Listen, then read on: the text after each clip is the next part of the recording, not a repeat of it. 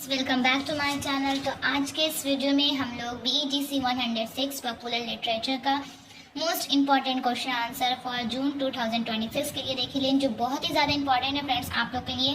तो इसे बिल्कुल स्किप ना कीजिएगा। आइए आप लोगों को सबसे पहले मैं क्वेश्चन दिखा देती हूँ कि कौन सा क्वेश्चन है जो मैंने प्रीवियस ईयर पेपर से एनालिसिस करके आप लोगों को बता रही हूँ। तो आप लोगों को क्या अच्छे से पढ़ना है, क्या छोड़ना है, ठीक है। फर्स्ट पहले आप लोगों का देखिए ऐसे आता है। सेक्शन ए में आता है NE4 लिखना रहता है 5 मार्क्स का, इस तरह से सेक्शन ए 5 मार्क्स का। सेक्शन बी में NE2 लिखना रहता है 10 मार्क्स का, और सेक्शन सी में NE3 लिखना रहता है 20 मार्क्स का, ठीक है। तो सेक्शन ए में इस तरह से आपको वर्ड आ जाएगा हेडिंग, उसके बारे में डेफिनेशन लिखना होगा। तो फर्स्ट क्वेश्चन है लेजिटिमेसी ऑफ पॉपुलर कल्चर। तो ये क्वेश्चन देखिए स्टार मार्क लगा हुआ है, बहुत ही ज़्यादा इंपॉर्टेंट है। कल जो आप लोग एग्जाम देने जा रहे हैं जून 2026 के लिए, बहुत ज़्यादा इंपॉर्टेंट है। तो इसको अच्छे से करिए। जिसमें मैंने टिक लगाया है वो बहुत ज़्यादा इंपॉर्टेंट है, और जिसमें टिक नहीं लगाया है वो आप लोगों को नहीं करना है, ठीक है। उसके बाद ये भी बहुत इंपॉर्टेंट इंडियन ग्राफिक नॉवेल, ये दोनों को बहुत अच्छे से करके जाना है आप लोगों को। फिर crime fiction, young adult fiction, अभी मैं ये सबको अच्छे से एक्सप्लेन भी कर दूंगी, लेकिन उससे पहले आप लोग इसको पूरे अच्छे से देख लें कि क्या क्या इंपॉर्टेंट है आप लोग के लिए। फिर उसके बाद आइडियोलॉजी, ये सब आप नहीं कीजिएगा, ठीक है। उसके बाद उटोपिया, पॉपुलर कल्चर, ये सबको देख लीजिएगा अच्छे से, ठीक है। पॉपुलर कल्चर सेक्शन फिक्शन, इसमें ये कुछ नहीं, इसमें जेन फिक्शन, बस, ठीक है। ये सबको अच्छे से देख लीजिएगा। उसके बाद सेक्शन बी में आते हैं। फर्स्ट नंबर क्वेश्चन है what are the key features of the novels written in the golden age of detective fiction, give a detail answer with examples. Second है how are Ethiopian literature and science fiction inextricably linked, give a recent answer with examples, ठीक है। Analyse the ones who walk away from Omelas from a feminist perspective, ठीक है। ये सबको एक बार देख लीजिएगा, आएगा ही, आने का चांस बहुत ज़्यादा है। Is the murder of Roger Ackroyd a classical whodunit, give a reason answer with example, who has done it, ठीक है। The denouement of funny Boy does not offer a resolution to the problems posited by the author, do you agree with, give a reason answer, ठीक है। If you agree तो answer उसका आप लोग लिखना पड़ेगा। ये सबको मैं अच्छे से भी समझा दूंगी क्या क्वेश्चन में पूछ रहा है, शायद आप लोग को ना समझ में है। फिर मोस्ट इंपॉर्टेंट क्वेश्चन है ये वाला, what are the significance feature of buildings Roman, comment with reference to the funny boy, ठीक है। Write the brief note on a sensation fiction, ये तो बहुत ज़्यादा इंपॉर्टेंट है, स्टार मार्क लगाया मैंने। उसके बाद ये सब भी आपको अच्छे से करके जाना है। What are the characteristics features of young adult literature, उसके बाद discuss the theme of masculinity and queerness in Funny Boy, do you think the ending of the murder of Roger Ackroyd, ठीक है। ये सब आपको अच्छे से करके जाना है। नेक्स्ट है what do you understand by adaptations, and इसमें could you say that Arjie's sexual identity interferes with the formation of his individual sense of self, example from text. और फिर नेक्स्ट है would you agree that the murder of Roger Ackroyd is one of the most controversial murder of mysteries till date examined critically, ठीक है। ये वाले से कुछ नहीं करना है, इसमें से कोई इम्पोर्टेंट नहीं है आप लोग के लिए, ये पेपर छोड़ दीजिए। नेक्स्ट है, ये बहुत ज़्यादा इम्पोर्टेंट है। Detail the key features of buildings Roman by giving examples from the text in your syllabus, बहुत ज़्यादा इंपॉर्टेंट ये वाला। डिस्कस द सिग्निफिकेंस ऑफ ट्यूडिटी and Tweedledum in through the looking glass. Next है comment on the intersection of personal identity and the political space in Funny boy, ठीक है। तो इतना जो क्वेश्चन मैंने बताया आप लोगों को सिर्फ यही करके जाना है, मतलब कल आप लोग एग्जाम है तो अभी इसको अच्छे से वेल प्रिपेयर हो जाइए। सबको एक बार एक नज़र देख लीजिए कि क्या है, अच्छे से आप लोगों को समझ के जाना है, ठीक है।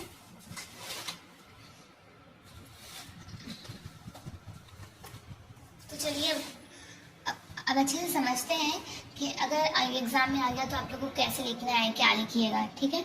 तो what are the significance features of buildings Roman, तो बिल्डिंग्स रोमान क्या है सबसे पहले ये जानते हैं। A bildungsroman is a novel of growth and development of a character from childhood to adulthood. Its important features are, मतलब bildungsroman एक तरह का नॉवेल है।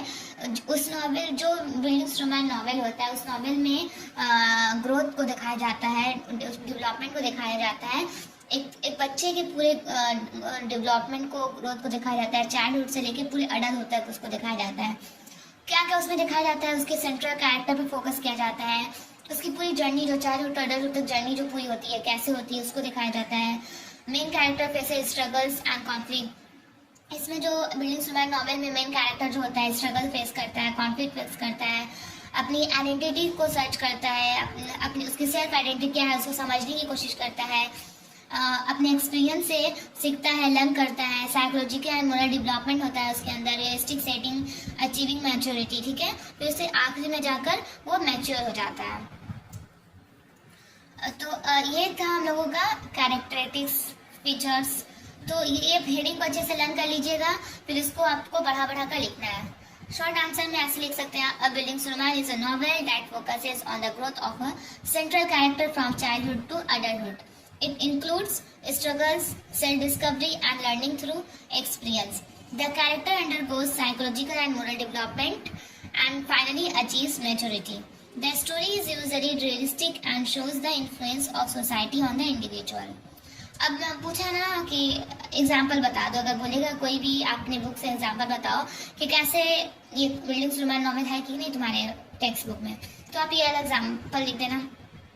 Funny Boy by Shyam Selvadurai is a buildings romance novel as it traces the growth of Arji from childhood to adulthood. ठीक है, अर्जी जो funny boy में जो अर्जी होता है वो क्या करता है, ये एक तरह क्या ये है हम लोग का बिल्डिंग्स रोमांस नॉवेल है फनी बॉय। तो उसमें अर्जी का पूरा चाइल्डहुड टू अडल्टहुड तक पूरा दिखाया जाता है, उसके ग्रोथ को दिखाया जाता है, जिसमें वो सोशल रिजेक्शन को फेस करता है, अपनी आइडेंटिटी के बारे में सर्च करता है, अपनी आइडेंटिटी को पहचानने की कोशिश करता है, कंफ्यूज रहता है, इमोशनल स्ट्रगल करता है, फिर उसका बेस्ट फ्रेंड जो होता है उससे बिछड़ जाता है, इमोशनल स्ट्रगल होता है, फिर उसको अपना देश छोड़कर जाना पड़ता है। तो ये सब क्या है, पूरे एक बिल्डिंग्स रोमांस नॉवेल है, उसको मैच करिए। तो इसको एग्जांपल में दीजिएगा तो बहुत ज़्यादा अच्छा रहेगा। तो through this experience he gains self awareness. तो ये सब एक्सपीरियंस के बाद वो क्या करता है, अवेयरनेस मतलब नॉलेज मिलता है उसको, लर्न करता है, सेल्फ अवेयर होता है एंड मैच्योर होता है। The novel shows is psychological and moral development which is the main feature of buildings romance. तो ये नॉवेल क्या दिखाता है हमको, अर्जी का साइकोलॉजिकल और मोरल डेवलपमेंट होता है। तो ये बिल्डिंग्स रोमांस का मेन फीचर है। नेक्स्ट है popular culture. Popular culture means the culture that is liked, followed and shared by a large number of people in society. It includes things from our daily life like music, fashion, movies, social media trends and entertainment. Popular culture is created and influenced by people and it keeps changing with time according to trends and interest. तो popular culture means होता है कि वो culture जो बहुत ज़्यादा people के जरिए उसको फॉलो किया जाए, लाइक किया जाए, शेयर किया जाए, ठीक है, हाई नंबर पीपल के जरिए, ठीक है, हर सोसाइटी में मतलब लार्ज नंबर पीपल उसको उस चीज़ को फॉलो करे, लाइक करे। जैसे कि म्यूजिक हो गया, फैशन हो गया, मूवीज़ हो गया, सोशल मीडिया हो गया, ट्रेंड्स हो गया, एंटरटेनमेंट, सब लोग जो समझिए कोई एक सॉन्ग बहुत ज़्यादा पॉपुलर हो गया, ठीक है, तो उसी को उस सॉन्ग को हम लोग पॉपुलर बोलेंगे, पॉपुलर सॉन्ग जो होगा वो पॉपुलर कल्चर में आएगा, मतलब हम सब ने ही मिलकर उसको पॉपुलर किया है। तो पॉपुलर कल्चर को क्रिएट किया जाता है बाय इन्फ्लुएंस, मतलब जितने लोग उस चीज़ से इन्फ्लुएंस होंगे उतना ही वो चीज़ पॉपुलर होगा, ठीक है। तो ये टाइम टू टाइम चेंज होता रहता है according to trends and interest के हिसाब से, मतलब हमारा इंटरेस्ट जिस तरह से बदलेगा, पीपल का इंटरेस्ट जैसे बदलेगा वैसे ही पॉपुलर कल्चर में चेंजेस आएगा, मतलब पॉपुलर कल्चर में जो चेंजेस आएगा उसके हिसाब से हमारा इंटरेस्ट बदलेगा। Hope you all you understand. Main features का क्या है? It is a simple and easily understood, followed by common people's mass audience. Changes quickly with trends, spread through media like TV, internet, films, focus on entertainment and enjoyment. तो main feature इसका ये है कि बहुत easy रहता है, easily to understand everyone, हर common people भी इसको समझ सकते हैं, कॉमन पीपल इसको फॉलो करते हैं। जैसे कॉमन पीपल फॉलो कैसे करते हैं, ऐसे हम इंस्टाग्राम चला रहे हैं, फेसबुक चला रहे हैं, मीम्स देख रहे हैं, रील्स देख रहे हैं, वीडियो देख रहे हैं, मूवीज़ देख रहे हैं, वेब सीरीज देख रहे हैं, ये सब क्या पॉपुलर कल्चर का एक हिस्सा है, ठीक है। और ये सब देखने के बाद हम लोग क्या एंजॉय करते हैं, ये सब चीज़ बहुत जल्दी फैलता है टीवी से, इंटरनेट से, फिल्म से। Example popular song and movies, fashion trend, social media trends, reels, memes, TV shows and web series. Conclusion, popular culture reflects the lifestyle, interest and ideas of common people. Common people, ये popular culture क्या है? Popular culture एक common people की ideas को, उसके interest को reflect करता है कि मतलब कॉमन पीपल क्या पसंद करती है, कैसा रहना पसंद करती है, क्या देखना पसंद करते हैं, मतलब जो लोग पसंद करेंगे वो लोग वही दिखाते हैं। तो इसका मतलब ये हुआ कि आप कॉमन पीपल के लाइफ स्टाइल को प्रेजेंट किया जा रहा है। It plays an important role in shaping modern society. ये बहुत ज़्यादा मॉडर्न सोसाइटी में बहुत ज़्यादा इंपॉर्टेंट रोल प्ले करता है। तो popular culture is a culture followed by a large number of people and includes music, movies, fashion and social media trends. It is simple changes with time and this is spread through media. ठीक है, next है what is Utopia. Utopia क्या है? Utopia means an imaginary perfect place और society where everything is ideal and people live happily without any problems. The word utopia was first used by Thomas More in his book Utopia. मतलब Utopia means वो होता है मतलब ऐसी जगह जहाँ पे ऐसा प्लेस जो पूरा परफेक्ट हो, जहाँ पर कोई भी तरह का लड़ाई झगड़ा, सोशल इमोशनल ब्लैकमेल ये सब मतलब कुछ भी ना हो, एकदम पीसफुल लाइफ वहाँ पे गुजरे। मतलब हर कोई everything is idea and people live happy without, मतलब कोई भी प्रॉब्लम ना हो, बहुत लोग बिंदास बहुत ही मस्ती से लग्जरी लाइफ गुजार रहे हो। ठीक है, उसको हम लोग उटोपिया कहते हैं। तो उटोपिया वर्ड फर्स्ट किसने यूज़ किया था? थॉमस मोर ने अपने बुक उटोपिया में। तो फ्यूचर्स ऑफ उटोपियन सोसाइटी क्या है? नो पॉवर्टी और इनइक्वालिटी, कोई पॉवर्टी ना होना, सब इक्वल हो, peace and harmony, fair laws and justice, no crime और कॉन्फ्लिक्ट, कोई क्राइम ना हो, कोई कॉन्फ्लिक्ट ना हो, people are happy and satisfied, मतलब पीपल हैप्पी हो, सेटिस्फाई हो। A world where everyone has equal rights, no more violence, no discrimination is equal to, this is called utopia. ठीक है, हमको यकीन है कि समझ में आ गया आप लोगों को। नेक्स्ट है Indian graphic novel. Most important question बहुत ज़्यादा आने के चांसेस है आप लोगों को। ठीक है, Indian graphic novel is a story told through pictures and words. It deals with Indian themes such as history, mythology, culture, and social issues, making stories easy and interesting to understand.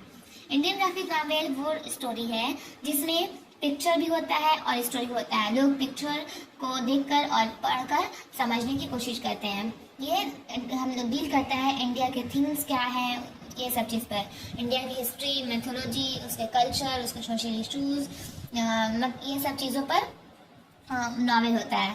तो Indian graphic novel तो ये बहुत ज़्यादा interesting होता है, easy to learn होता है and मतलब लोग इसको रीड करके अंडरस्टैंड कर सकते हैं, इंटरेस्टिंग होता है, मतलब बोर नहीं होंगे, लोग इंटरेस्ट के साथ पढ़ते हैं। नेक्स्ट है what is gen fiction. Gen fiction is a type of literature that belongs to a particular category or genre. Each genre has its own style, theme, and rules. Writers follow these rules so that readers know what kind of story they are reading. For example, a mystery story will have a crime and a detective, while a romance story will focus on love and relationship. मतलब जेन fiction एक तरह का literature है जो एक particular category और जेन से ही belong करता है। मतलब हर एक जेन का अपना स्टाइल होता है, हर एक जन का अपना थीम होता है, अपना रूल्स होता है। बहुत जो राइटर्स होते हैं, अलग अलग राइटर्स, वो अलग अलग जेन को फॉलोज करते हैं ताकि हम सब पढ़े तो हम लोग को समझ में आ जाए कि हम लोग कौन सा जेन पढ़ रहे हैं। जैसे रोमांटिक जेन अलग हो जाएगा, डिटेक्टिव जेन अलग हो जाएगा, है ना। अगर हम लोग रोमांटिक जेन पढ़ते हैं तो हम लोग को मालूम होता है कि इसमें लव के बारे में दिया रहेगा। डिटेक्टिव जेन पढ़ते तो मालूम होता है इसमें कोई सस्पेशन होता है, इसमें कोई किसी को पकड़ा जाता है, मिस्ट्री होता है कुछ, है ना। तो ये सब हम लोगों को समझने के लिए दिया जाता है ताकि इजी टू अंडरस्टैंड हो जाए। Genre fiction is mainly written for entertainment. Genre fiction ज़्यादातर एंटरटेनमेंट के लिए लिखा जाता है। It has a clear and interesting plot, simple language and fast moving action. It is very popular among common readers because it is easy to understand and enjoyable to read. Some common types of Jain fiction are mystery, romance, science fiction, fantasy, horror, and thriller. In short, Jain fiction is popular writing that follows a specific pattern and is written to entertain readers. ठीक है, तो popular culture लोग understand रहता है, enjoyable रहता है, enjoyable to read. Gen fiction और mystery जो मतलब बहुत सारे जेन फिक्शन क्या है, टाइप्स क्या है, रोमांस, साइंस फिक्शन, फैंटासी, ये सब जेन फिक्शन का टाइप्स है। ठीक है, तो जेन्स ऑफ पॉपुलर लिटरेचर क्या है, रोमांस, ये सब जेन्स ऑफ पॉपुलर लिटरेचर का जेन्स क्या है, romance, science, detective, children literature. तो इसमें से भी आप लोगों का आ जाएगा, तो चलिए वन बाय वन आप लोगों को समझाते हैं कि क्या है। Romance fiction is a type of gen fiction that focuses on love and relationship between characters. The main theme of the story is romantic love and it is usually shows the emotional journey of the characters. In romance fiction, the story often has a happy ending where the lovers come together. It includes feelings like attraction, trust, problems in love, and finally a strong relationship. है ना, romance fiction मतलब क्या, romance में movies देख लो, comic पढ़ लो, romance, तो इसमें क्या होता है, दो कैरेक्टर के बीच में लव होता है जिसमें वो लोग बहुत एक दूसरे को चाहते हैं लेकिन उनको बहुत सारा प्रॉब्लम से फेस करना पड़ता है। बहुत सारा प्रॉब्लम फेस करने के बाद आखिरी में वो मिल जाते हैं, है ना।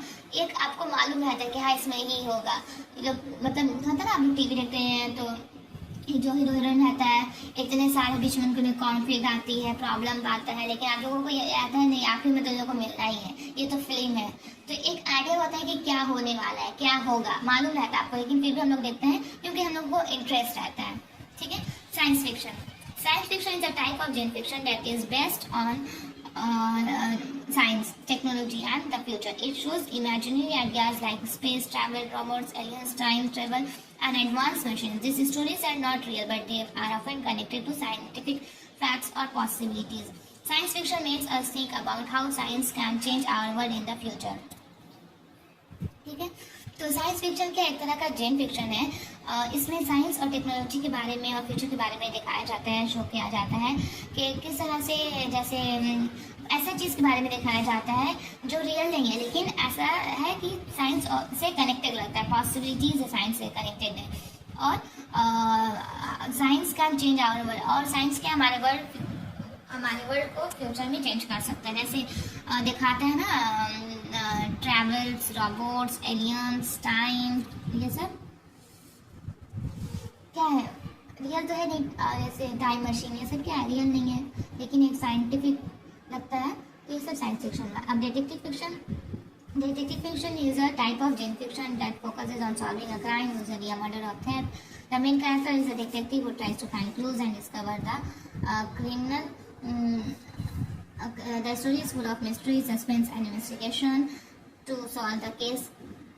Detective uses intelligence, observation to solve the detective fiction is a story board. मतलब डिटेक्टिव फिक्शन में क्या है, डिटेक्टिव फिक्शन एक तरह का जेन फिक्शन है जिसमें फोकस किया जाता है किसी भी क्राइम को सॉल्व करने के लिए, जैसे खासतौर जैसे मर्डर हुआ, थेफ्ट हुआ। मेन कैरेक्टर कौन होता है, डिटेक्टिव होता है जो पूरे स्टोरी को समझता है, क्लूज को ढूंढता है कि कौन असल में मर्डर किया है, कौन असल में चोर है। ठीक है। इसी तरह से children literature is a type of writing that is specially created for children. It includes stories, poems, fairy tales, and pictures books that are easy to understand and interesting for young readers. These stories often teach moral lessons, good values, and basic knowledge in a simple and enjoyable way. The language is easy, and the stories may include imagination, animals, and magical elements to attract children. तो children literature क्या, children literature में मतलब specially बच्चों के लिए बनाया जाता है। इसमें स्टोरीज होते हैं, पोएम होते हैं, फायर टेल्स होते हैं, और इसमें पिक्चर होते हैं ताकि बच्चे उसे देखकर इंटरेस्ट के साथ उसे समझ सकें। और इसमें सिर्फ एंटरटेनमेंट के लिए नहीं बल्कि इसके थ्रू नॉलेज भी बच्चों को दिया जाता है। जो इमेजिनेशन होता है, जैसे एनिमल्स की पिक्चर, मैजिक एलिमेंट्स, ये सब यूज़ किया जाता है बच्चों को अट्रैक्ट करने के लिए। Genre fiction is a type of literature that is written in a particular category or genre such as romance, mystery, science fiction और theory तो पढ़ा चुके हैं। Formulaic fiction is a type of writing that follows a fixed pattern or formula. The story is written in a predictable way where similar plots, character and endings are used again and again. Writers use this formula because readers are already familiar with it and enjoy it. For example, in many stories there is a hero, a problem, and a happy ending. Formulaic fiction is a story that follows a repeated pattern or structure, making it easy to relate to. मतलब फॉर्मूलिक fiction में क्या है कि हर वक्त एक ही pattern, एक ही formula use होता है, जैसे लोग समझ जाएं, प्रेडिक्ट कर लें कि हाँ यही होगा। जैसे मैंने एग्जांपल दिया था ना हीरो हीरोइन का कि हाँ लास्ट में लोग मिल ही जाते हैं, तो ये हम लोग पहले से प्रेडिक्ट करते हैं कि हाँ वो यही होगा। मतलब हम लोग यही देखते हुए आ रहे हैं, ये एक तरह का फॉर्मूलिक फिक्शन होता है। ठीक है। Crime fiction is a type of gen fiction that focuses on crime such as murder, theft and other illegal activities. The story usually shows how the crime happens and how it is solved. It often includes character like criminals, police और मतलब criminal fiction में show किया जाता है कि कैसे crime होता है, कैसे उसको हम लोग सॉल्व करते हैं, उसमें कौन कौन से कैरेक्टर होते हैं। ठीक है। ताकि पढ़ने में मिस्ट्री होता है, ये सस्पेंस वाला होता है ताकि लोग अच्छे से इंटरेस्ट के साथ पढ़ें. अब sensation fiction is a type of gen fiction that creates strong feelings like shock, excitement, fear, and suspense in the reader. These stories often include surprising events such as crime, secrets, betrayal, or unexpected twists. It becomes popular in the 9th century and focuses on dramatic and thrilling situations to keep readers interested. Sensation fiction में मतलब fiction strong feeling को creates करता है, जैसे shock हो जाना कोई चीज़ को देखकर, एक्साइटमेंट हो जाना बहुत ज़्यादा, फेयर हो जाना, सस्पेंस, रीडर मतलब पढ़ते पढ़ते सस्पेंस रहेगा अब क्या होगा, है ना. तो ये सब मतलब सरप्राइजिंग होता है बहुत. नेक्स्ट है what is the young adult literature, what are the characteristics of characteristic feature of young adult literature. Young adult literature is a type of literature written especially for teenagers, usually aged 12 to 18. It focuses on the thoughts, feelings, and problems young people. These stories are easy to read and often show real life situations like school life, friendship, love, family issues, and growing up. ठीक है, मतलब young adult literature usually teenagers के लिए लिखा जाता है as 12 से 18 तक. इसमें दिखाया जाता है थॉट के बारे में, फीलिंग्स के बारे में, मतलब यंग पीपल क्या सोचते हैं, क्या प्रॉब्लम फेस करते हैं, ये सब इसके बारे में दिखाया जाता है. तो ये स्टोरी जो होता है बहुत ज़्यादा इजी होता है और अक्सर लोग इसे रियल लाइफ से कनेक्टेड करते हैं. जैसे स्कूल लाइफ के बारे में दिखा दिया, फ्रेंडशिप के बारे में दिखा दिया, लव के बारे में दिखा दिया, फैमिली इशूज़ के बारे में दिखा दिया. तो ये सब लोग इजीली कनेक्टेड करते हैं खुद से और इसलिए इंटरेस्टेड होते हैं बिकॉज ये फैमिलियर लगता है. कैरेक्टर्स टीनेज कैरेक्टर्स होते हैं. इसमें कमिंग ऑफ एज मतलब the story shows growth, self discovery and meaningful maturity. Simple language use किया जाता है. रियल लाइफ इशूज होते हैं जैसे कोई भी टॉपिक, लव हो गया, फ्रेंडशिप हो गया, आइडेंटिटी हो गया, फैमिली प्रॉब्लम्स. इमोशनल कनेक्शन होता है, मतलब रीडर ऐसे बात को कैरेक्टर्स को शो करता है जैसा लगता है जो रीड करता है वो खुद को अपनी जगह या अपने प्रॉब्लम्स को उससे कनेक्टेड करने लगता है, तो इमोशनल हो जाता है. फास्ट मूविंग फ्लॉ मतलब story is interesting and not too complicated. मतलब स्टोरी जो होती है बहुत इंटरेस्टिंग होती है और कॉम्प्लिकेटेड नहीं होती है. फर्स्ट पर्सन नरेशन मतलब इसमें जो भी होता है फर्स्ट पर्सन नरेशन होता है, मतलब फर्स्ट मतलब पर्सन ही उसको नरेट करता है, बोलता है, स्टोरी की तरह ही दिखाया जाता है. Conclusion: Young literature is written for young readers and focuses on their life experiences, helping them understand themselves and the world around them. Next है discuss the significance of tragedy and tragedian in Through the Looking Glass. मतलब tragedy and tragedian are two funny twin-like characters. They look almost same but behave in a silly and confusing way. Their role in the story is important for both humor and meaning. मतलब treaty और ट्रेडिडन जो है through the looking glass का दो character हैं जो twins हैं, लेकिन दोनों का बिहेवियर बहुत अलग है, बहुत अजीब बिहेव करते हैं और इस स्टोरी में थोड़ा कॉमिक लाते हैं, थोड़ा हंसाते हैं. ठीक है, symbol of similarity and opposite मतलब वो लोग दोनों सिमिलर है लेकिन उनकी एक्टिंग, उनकी बातचीत बहुत ज़्यादा अपोजिट होती है एक दूसरे से. कॉमिक रिलीफ मतलब अपने बिहेवियर से, अपने चाइल्डिश बिहेवियर से स्टोरी को बहुत ज़्यादा ह्यूमर दे देते हैं और एलिस के साथ थोड़ा जर्नी हो जाता है, थोड़ा मतलब एलिस के साथ थोड़ा ह्यूमर हो जाता है life journey. Child like behaviour होता है उनका, मतलब जरी बातों पर झगड़ा करते हैं या फिर तुरंत मान जाते हैं, तुरंत बात करने लगते हैं. कंफ्यूजिंग एंड नॉनसेंस कंफ्यूजन मतलब ये कंफ्यूजन क्रिएट करते हैं, कोई मतलब विदाउट लॉजिक का अजीब अजीब तरह का स्टोरी सुनाते हैं, मतलब नॉनसेंस को रिप्रेजेंट किया जा रहा है नॉवल में. कनेक्शन टू नर्सरी राइम्स और वो एक राइम्स जो सुनाते हैं इंग्लिश में, old English rhymes.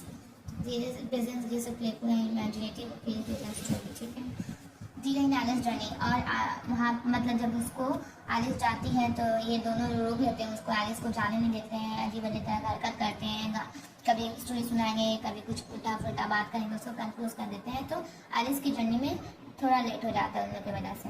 Conclusion: Tweedledee and Tweedledum are important characters because they add humour, confusion and meaning to the story. Playful and imaginative nature of through the looking glass. ठीक है, अब यहाँ पे हम लोग पढ़ेंगे through the looking glass by Lewis Carroll का पूरा कैरेक्टर वाइज, चैप्टर वाइज पूरा क्या क्या है.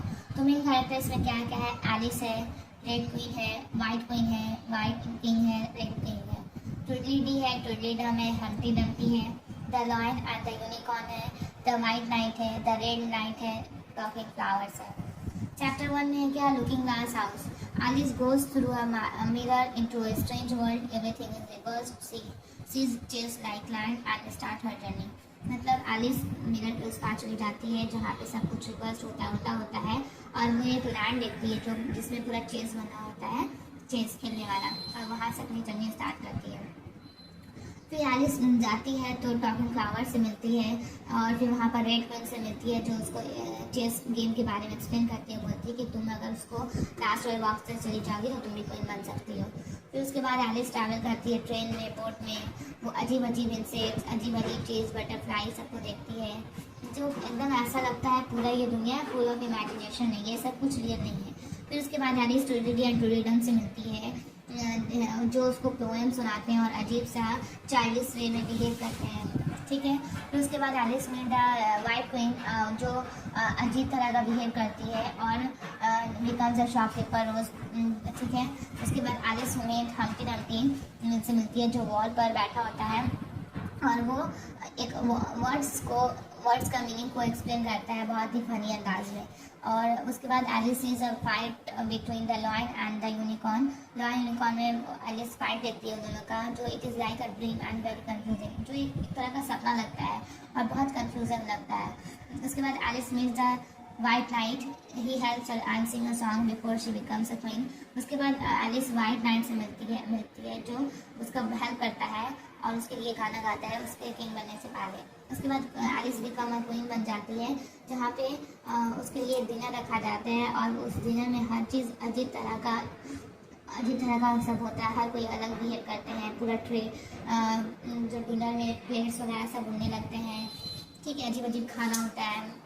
उसके बाद the world start shaking, everything becomes unclear and confusing. मतलब उसके बाद वहाँ पर वो एक जो क्वीन होती है वाइट नाइट, उसको जोर जोर से वो हिलाने लगती है तो वो अपने सपने की दुनिया से जाग जाती है और वो देखती है कि वो अपने घर में बैठी है जो उसके हाथ में वाइट और ब्लैक केटल है।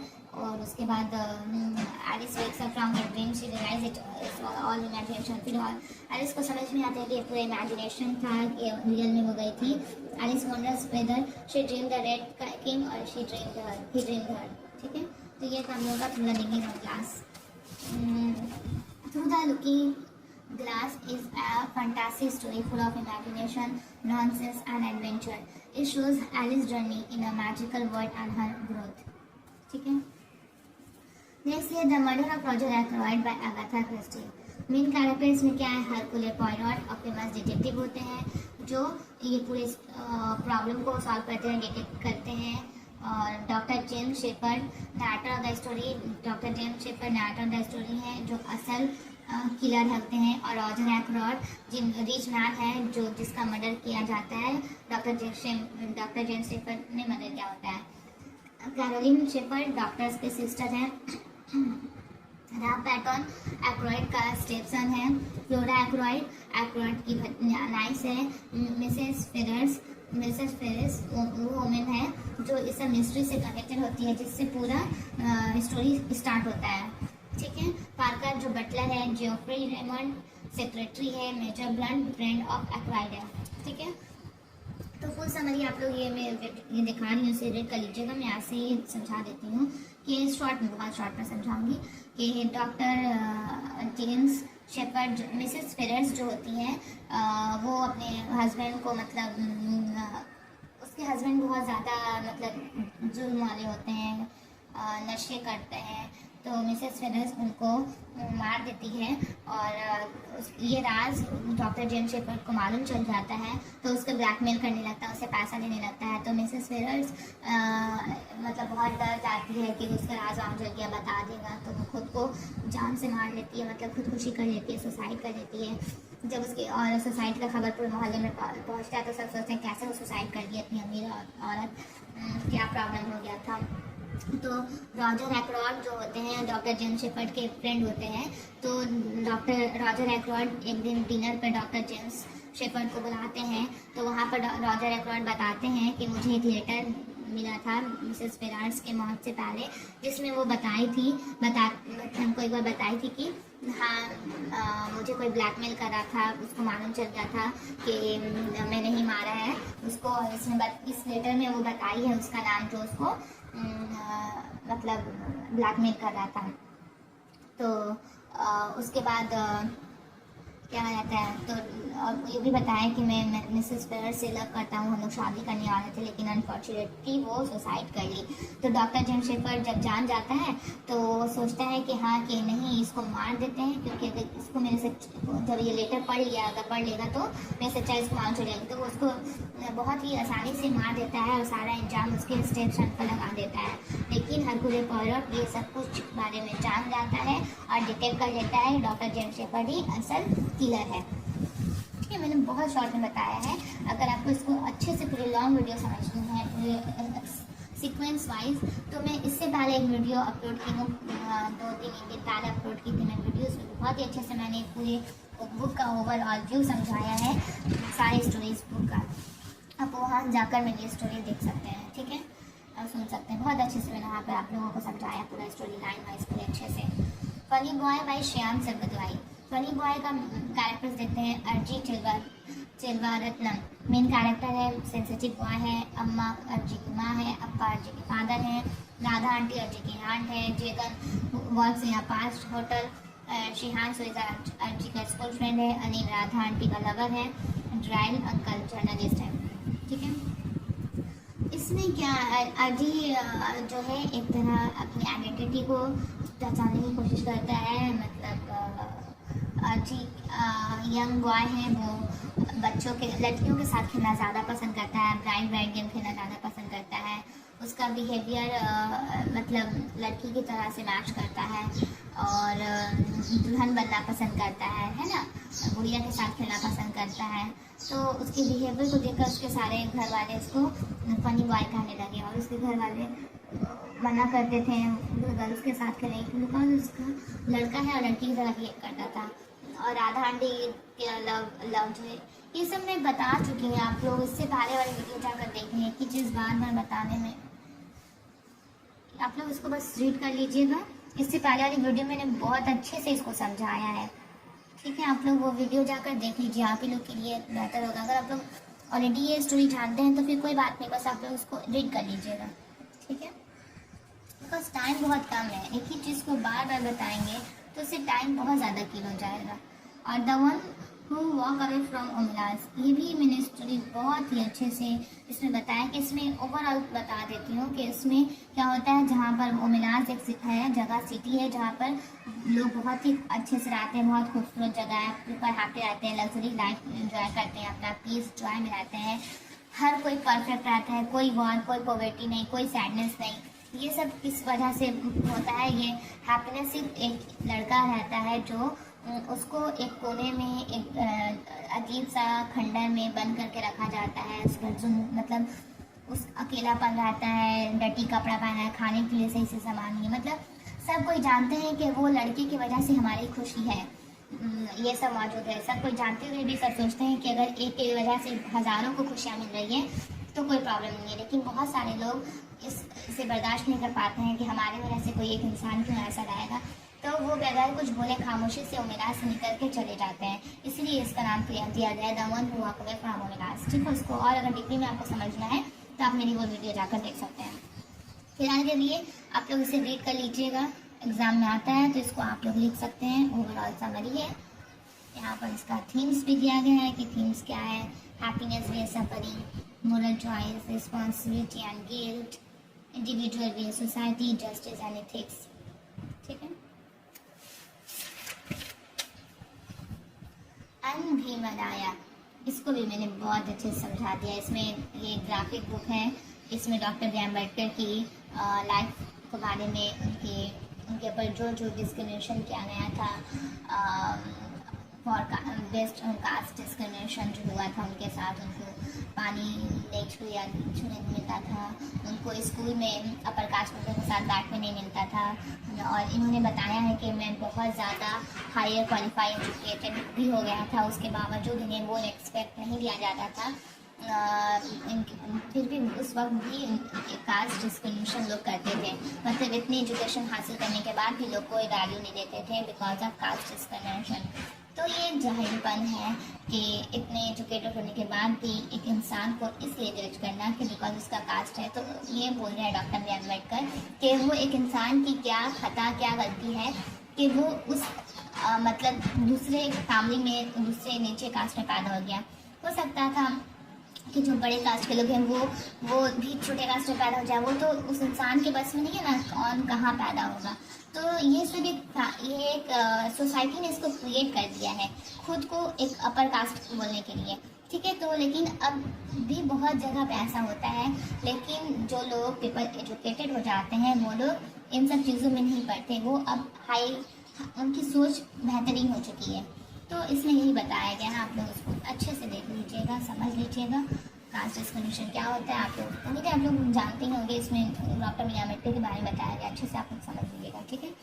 और ये बहुत इंपॉर्टेंट है शॉर्ट वाले में जो आप लोग का 5 मार्क्स का क्या है ये बताना भूल गई थी मैं, ठीक है। लेजिटिमेसी और पॉपुलर कल्चर बहुत इंपॉर्टेंट आएगा, ठीक है। लेजिटिमेसी और popular culture means accepting popular culture as an important part of society. मतलब पॉपुलर कल्चर मतलब पॉपुलर कल्चर को एक्सेप्ट करना कि ये सोसाइटी का भी क्या एक इम्पॉर्टेंट पार्ट है। हम लोगों को पॉपुलर कल्चर के बारे में भी पढ़ना चाहिए, उसको समझना चाहिए, क्योंकि ये हमारे डेली लाइफ से हमारे सोसाइटी से कनेक्टेड करता है। हम लोग इससे बहुत ज़्यादा इन्फ्लुएंस होते हैं। तो मतलब ये सिर्फ इंटरटेनमेंट का जरिया से नहीं बनना चाहिए कि ये एक नॉलेज की तरह भी पढ़ना चाहिए, अपनी पढ़ाई में इसको शामिल करना चाहिए, ठीक है। तो जैसे things like movies, TV shows, songs, behaviour, fashion, social media are not just entertain, they also show the ideas, values and lifes of people, therefore popular culture deserves respect as serious study, ठीक है। मतलब इसको accept करना, एक serious study के तौर पर पढ़ना, नॉट ओनली फॉर एंटरटेनमेंट, इसी को कहते हैं हम लोग लेजिटिमेसी और popular culture. Hope all of you understood and उम्मीद है आप लोगों को मेरी वीडियो बहुत अच्छी लगी होगी, आप लोगों को अच्छे से समझ में भी आया होगा कि क्या क्या पढ़ना, आप लोगों को कैसे पढ़ना है, क्या क्या लिखना है। और मैंने इसमें बहुत सारा क्वेश्चन को अच्छे से डिस्क्राइब नहीं किया है, जैसे कि कौन वाला क्वेश्चन, बहुत सारा क्वेश्चन नहीं किया है बिकॉज वीडियो बहुत लॉन्ग हो गया है। लेकिन मैंने आप लोगों को ये बता दिया है कि कैसे क्वेश्चन कौन सा इंपॉर्टेंट है। आप लोगों को जब मैंने क्वेश्चन बता दिया तो ये आप लोग इजीली खुद से भी समझ कर सकते हो, ठीक है। क्वेश्चन ही तो बता दिया ना। तो जैसे यहाँ पर is the murder of Roger Ackroyd classical मतलब है कि नहीं, इसको मतलब डिनोमिनेंट ऑफ फनी बॉय, मतलब फनी बॉय जो है इसका जो भी प्रॉब्लम इसमें बताया जा रहा है कि क्या फनी बॉय जो लास्ट में जो इसमें राइटर जो है जो प्रॉब्लम को उठाए थे, क्वेश्चन रेज किए थे कि हाँ कि सब कुछ ठीक हो जाता है लास्ट में, आप लोग को बताना नहीं कुछ नहीं ठीक होता है। कॉन्फ्लिक्ट जो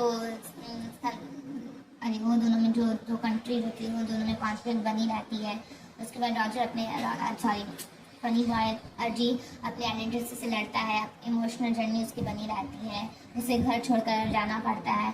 तो नहीं हुआ था, ठीक है, एक रिजोल्यूशन नहीं है। आप लोगों को इसको और भी डिटेल में आपको समझ कर इसको लिख देना है, ठीक है।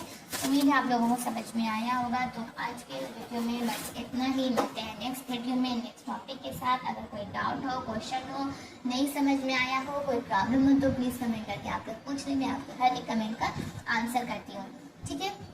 तो मिलते हैं नेक्स्ट वीडियो में, आज के लिए इतना ही, बाय बाय गाइस।